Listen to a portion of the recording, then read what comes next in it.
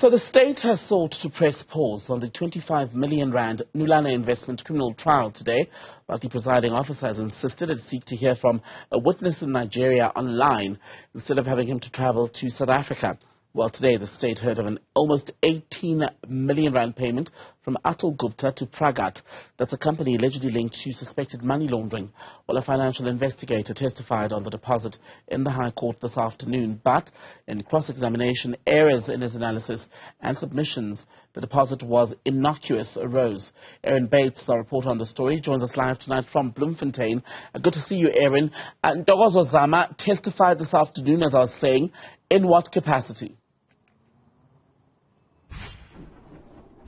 So he testified as someone who'd analyzed certain financials for the investigative directorate of the NPA, Tembekile, but in fact he had worked for the State Capture Inquiry before that. Zama has a BCom in accounting. He also has a master's degree and qualifications in forensic financial analysis around fraud, and he testified on certain documents he'd looked at in order to understand the financial flows within Gupta-linked companies. Now, the state's case is that there was money laundering here after an alleged fraud between Free State government officials and business associates of the Guptas, and that money from that 25 million rand feasibility study, which only, according to the state, cost 1.5 million rand for Deloitte to do, then found its way into the Gupta business network. So Zama testifying on the movement of financial flows, but what became key was what he did and didn't look at in his analysis, and several flaws in that very sort of affidavit that he put together and the submissions within it emerging during cross-examination as we went into the afternoon here in the Free State High Court. And when we go back then to how the day started, there were issues, shall we say, or potential flaws picked up in his version of events and what the first witness, in fact, told the court. What exactly came up and why was it questionable? Yes, that's right. So we had Mandla Mtolo, this colonel from the Hawks, who was the lead investigator on the state capture case. He's been facing cross-examination. He, in fact, began his evidence on Friday, cross-examination yesterday and into this morning. At some point, Mtolo heard from counsel for Dinesh Patel, one of those alleged Gupta associates, that his investigation was, quote, an embarrassment because of some serious missteps from the defense's side, at least in its aversions, in how that was conducted. This includes basic things, Tembekile, like not phoning the New Delhi, India-based company which traded in scrap metal, which had written to the Free State government in 2011, congratulating it on Mohoma Mbobung and proposing a public-private partnership, even though the letter which Mtolo acquired during a search and seizure operation included an address in New Delhi and a phone number. He didn't call it. And when he was asked about this, he said, well, the company is in India. But there we had the defense saying, well, you've looked at Bank of Baroda records, for example. Those aren't from within South Africa. And this is a pretty key part of the state's case. Why wouldn't you make that call? Then we had cross-examination from counsel Veronica Raghavan. She's pretty high up in the Gupta's business network and was formerly the CEO of Oak Bay Investments.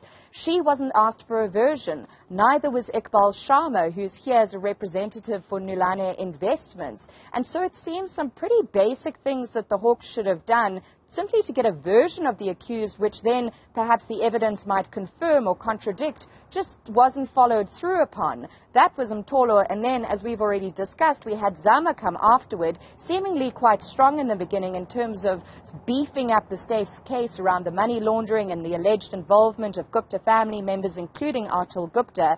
But then in cross-examination from Advocate Mike Helen, senior counsel for Raghavan, who's well known as a lawyer who's represented the Guptas, going through the financials and showing some serious misgivings, serious faults in what he looked at, including his miscalculations on Helen's submissions around what money was and wasn't in the Pragat account.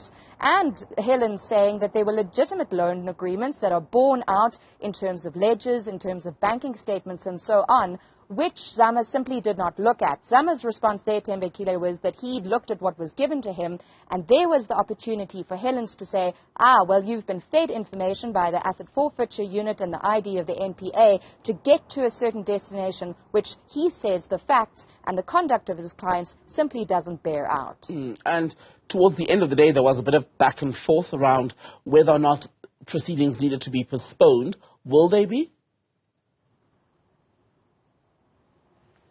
They won't be. We are set to resume at 9:30 tomorrow morning, but you're right, that to and fro, that argy-bargy, you could say, between the defense for these 6 accused persons and the state over whether or not a postponement could indeed be granted. The defense claiming that the state is kicking for touch here, that it's trying to buy time in order to sort of get things together. The state wants to hear from Thomas Charles Church. He's of Deloitte, and he was set to testify fairly early on in this criminal trial, but has since gone back to Nigeria. Acting Judge Nompumelelo Gusha asking Advocate Peter Serunye, the state prosecutor, well, he's gone back to Nigeria, but is there a prospect of having him testify electronically, testify remotely from that country? Serunye couldn't give a straight answer at first, but then Gusha saying, well, find out effectively, get an answer on that, and let's keep this case moving forward as the days ramp up. Tomorrow will be day 21 of this ongoing criminal trial in the state capture matter, the only matter from the ID of the NPA